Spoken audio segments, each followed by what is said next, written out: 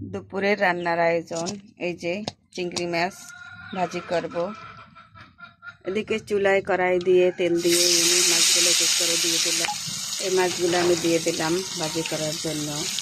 যেহেতু এখনকার অ্যাভেলেবেল এইসব চিংড়ি মাছ পাওয়া যায় না, তাই অল্প কটা ছিল, তাই কিনে আনা হয়েছে। খেতেও তো মন চায়, বাচ্চাদেরও তো খাওয়াতে মন চায়, তাই আনা হয়েছে।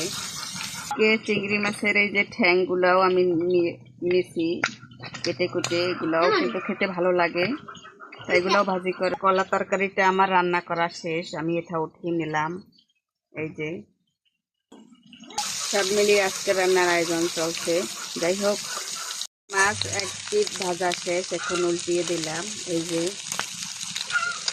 উল্টানো শেষ, মাছ ভাজি করে আমি উঠিয়ে রাখলাম।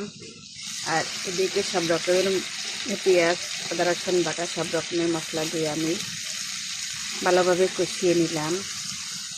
এরপর ভাজি করা মাছটা আমি এক এক করে দিয়ে দেব। এই যে মাছগুলো আমি এক এক করে দিয়ে দেব। এই যে মশলার ভিতরে আমি দিয়ে দিলাম। এরপর কিছুক্ষণ নেড়ে চেড়ে উল্টিয়ে দেব।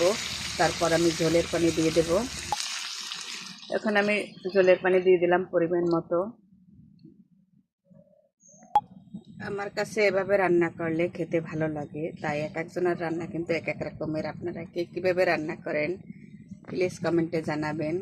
আমি কিন্তু এভাবেই রান্না করি। রান্না শেষ। এই যে মাছের ভাজি করা, মাছ রান্না শেষ, এখন উঠিয়ে নেব।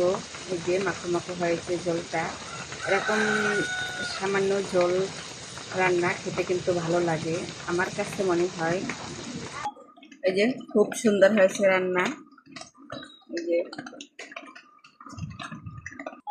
রান্না বান্না কমপ্লিট। এই যে কলা তরকারি চিংড়ি মাছ দিয়ে ঝোল রান্না করা হয়েছে। আর এই যে চিংড়ি মাছ, শোলা চিংড়ি মাছ, বাইলা মাছ একত্রে ভাজি করা হয়েছে।